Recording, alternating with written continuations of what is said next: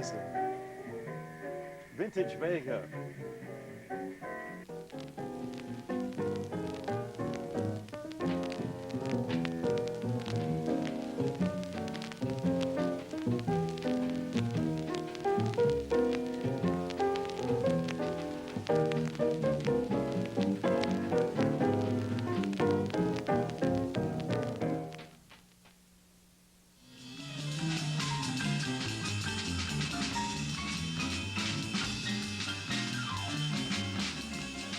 I enjoy playing, you know, it's my way of communicating, another way of communicating. It's a social environment too. So socially and musically, and I enjoy improvising. It's like making up a new speech or telling a new story every night.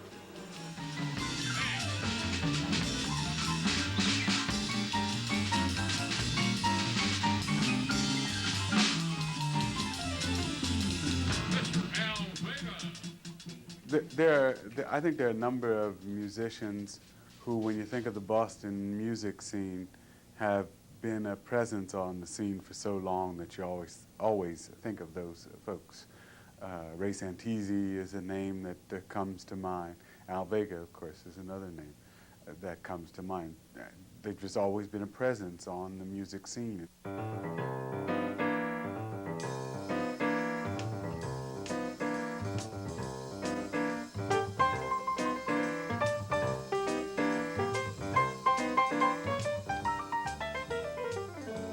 So I was born in Worcester, Mass, June 22nd, 1921, and moved shortly thereafter to Chelsea, Mass.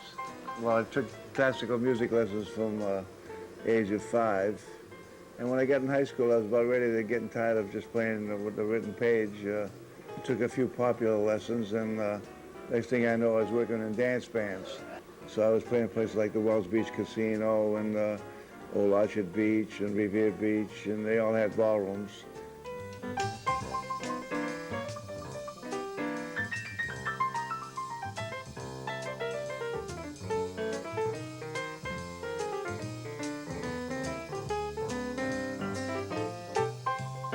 We'd get a call from Cy Sherman, who was legendary booking Glenn Miller and Basie and people like that. He'd say, the bus broke down for Glenn Miller, can't make it tomorrow night. You guys can put it's a band gig. But then I got drafted in '42. So until then, we were doing big bands. They were still big, very popular. When I got out in '46, I ended up working at the Kent Club, which was back at the Hotel Bradford, which is now the Tremont House. So the first time I sat in, there was Joe Jones on drums from Count Basie's band. There was Red Allen from his own group, J.C. Higginbottom, #1 trombone player from Red's group, and some other musicians that were big time. So that was a little scary, but I got used to it, you know. And we were doing all those fast things, Donna Lee and all that would bump out, you know, at that tempo, like that, you know. You know. So we were one of the first bands to play bebop in Boston. And then I started playing society music with Ruby Newman and Jack Marchand. They were the two big contractors. They played that, the na na na, da da da da, that kind of thing, society style. Boom chick, we call it, boom chick, boom chick, boom. One 2-beat music. So it was a little scary because if you played something like in Misty, they play it, look at me, da da da da da. You couldn't play all the nice harmonies I played were flying by, But I learned thousands of tunes that way because they played 10, 15 tunes one right after another. The RKO Boston had a theater band. I had a chance to go with that in '49 or '50, and I almost took that. And that would have changed my career dramatically because I would have been reading music for the next 10 years probably. But I had a chance to do the hi-hat, so I chose that. And the hi-hat, I followed Thelonious Monk. He was the house pianist for a while, and I got the house pianist job. I first ran into Al Vega in 1953 on the corner of Mass and Columbus Ave. And I used to come down as a teenager at the time to check out all my favorite jazz people. who were appearing at that great club. It was a few years later, I believe I sat in with him at the hi-hat. I was thrilled to do so. That's when I started sitting in with some of the best people in the world. If Charlie Parker's piano player was missing and maybe going out for a smoke or something, he'd say, okay, Al, come on up, and I'd go up and play. So I had a chance to sit in with Charlie Parker, Leslie Young, Dizzy Gillespie, like I say, Miles Davis. So you can't beat that. And then I'm working opposite Billie Holiday and people like that too. So I had a chance to play with Stan Getz and you know, just about anybody you can think of came through there. They used to broadcast from the hi-hat. Symphony Sid was his name. He was a disc jockey. Sid actually came to the hi-hat, and he had Miles Davis and Milt Jackson on vibes and Kenny Clark on drums. And then later on, Symphony Sid actually was hired by the hi-hat. They built a glass booth for him, and he was playing music in between, talking about the jazz. So as a kid growing up in Quincy, I would listen to the broadcast at night. Very exciting, you know, to hear Charlie Parker, Dizzy Gillespie. But I'm sure he was a part of those broadcasts. The hi-hat wanted me to go back to doing a solo, so I said, no, I don't want to. I want to keep the trio thing going. So I had a chance to work for George Green at Storyville, and even though it wasn't my trio all the time, I figured I'd do that till I get some bookings for the trio, because I was recording for Prestige, which was the #1 jazz label in those days. So it was a 10-inch CD, and we recorded at A Studios in Boston, which was the busiest studio at the time. And my regular first trio was Jimmy Zertano on drums, and Jack Lawler was the bass player, the left-handed bass player who went overseas with Chet Baker. The next thing was a 12-inch, which we called All by Al, because that's when I had Alan Dawson, Alex Sarin.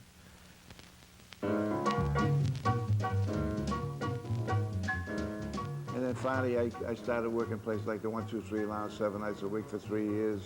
Just kept doing the lounges. In those days, there were lounges in Park Square. There must have been 4 lounges. And on Stewart Street alone, there was, you know, on a break, you'd go out, there'd be 15 musicians out there.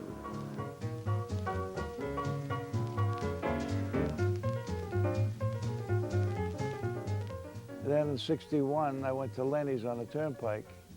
So I drove up to it on Route 1, and it was like an old shack, you know, bungalow or something, you know, a log cabin. I walked in, there was an upright piano and a barrel with a tray on it, a couple of those, you know. And wow, what am I doing here after working the plush lounges? So we started playing jazz, and that became a jazz room. As small as the room was, he had Buddy Richards' big band there, and he had Count Basie's big band, and Stan Getz, just about everybody. 65 to 70, I worked the Marador in Framingham. In 75, I worked the P.U. and Oyster House, which was memorable in that they had a big billboard overlooking the expressway in Congress Street. 1/3 of the billboard said Lobsters 450, and the P.U. and Oyster Al Vega Trio. And that stayed up there, so that's probably why, you know, people have heard of me one way or another. I was saturating them.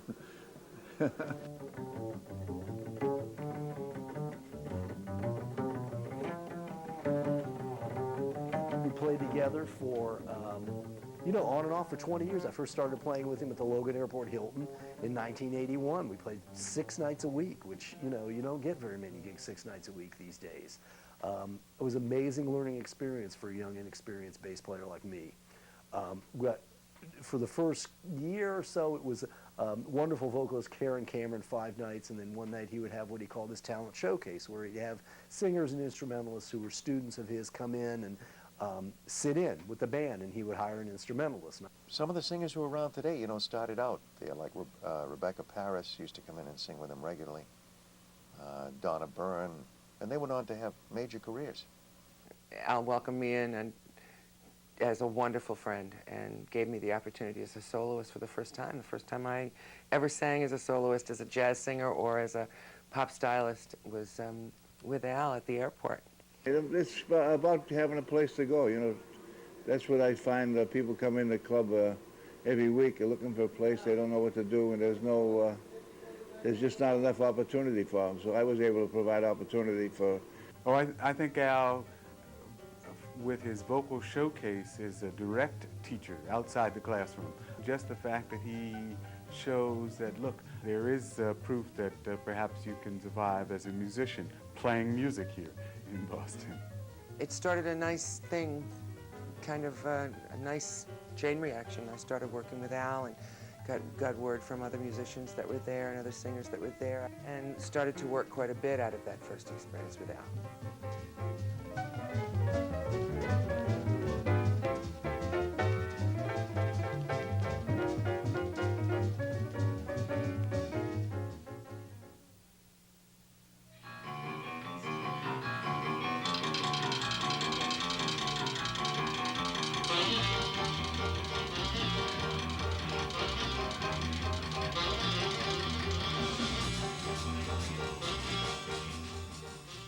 Al has had so many people playing with him wherever he's played. And I happen to be lucky enough to live in East Boston, where Al has his current regular job at the Cafe Italia. And not only do we get a chance to hear Al, but we get a chance to hear so many players of different persuasions, of different styles of jazz. Every night we show up at the Cafe Italia in East Boston, and he's trying to play something new, you know? He plays 3 nights a week, but the fact of the matter is he's going out every night to sit in and hang out in clubs and listen to music, support other musicians. And that kind of, even that in itself is sort of a musician's lifestyle from another era. Al's always been essentially a live performer. And he didn't record that much until a few years ago. He recorded that album 80 over 88 to celebrate his 80th birthday. He survives musically. Not only he's 80 years old living, Al is 80 years old and playing and still relating to people.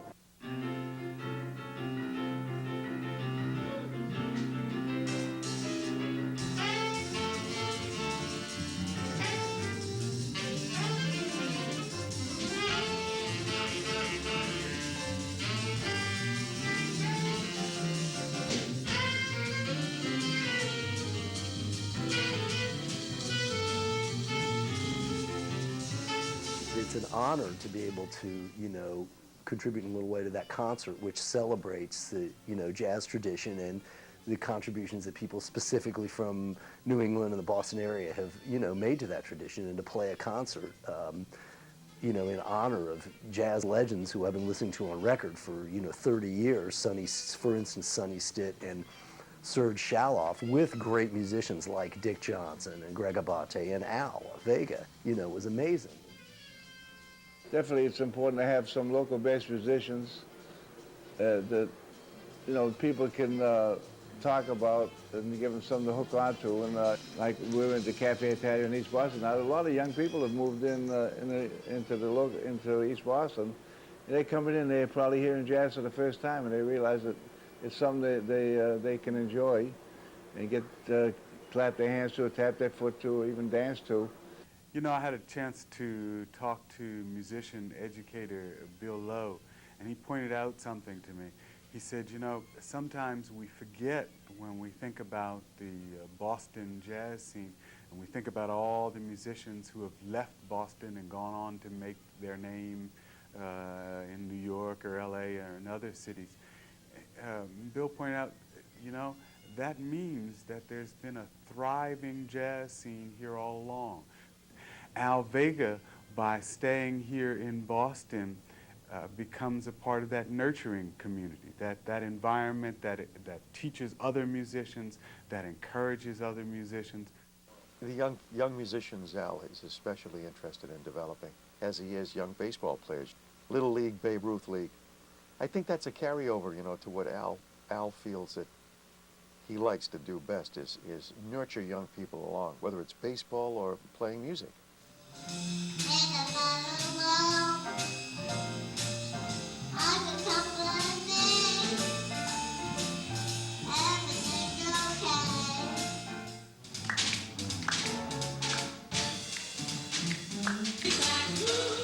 Like some people say, if you can't play, you teach. That's bull, as far as I'm concerned. If you can't play, what right do you have to teach? And Al, I think, feels the same way. He's a great player, who wants to pass on his own music, encourage young people to find their music, et cetera, et cetera. Good God, as they grow, so do you. I mean, it's a way of keeping yourself young. It's truly astounding. He doesn't seem like he's 80 years old. He's tremendously vital and enthusiastic. What's more amazing that he continues to work, and the music is still, to me, it's still fresh. It's still something you want to hear because it's going to be exciting. You know that there's going to be something interesting, something exciting, something swinging. It's definitely going to swing. Yeah, technically, just by the metronome markings, there were definite calculations that I'm faster than ever.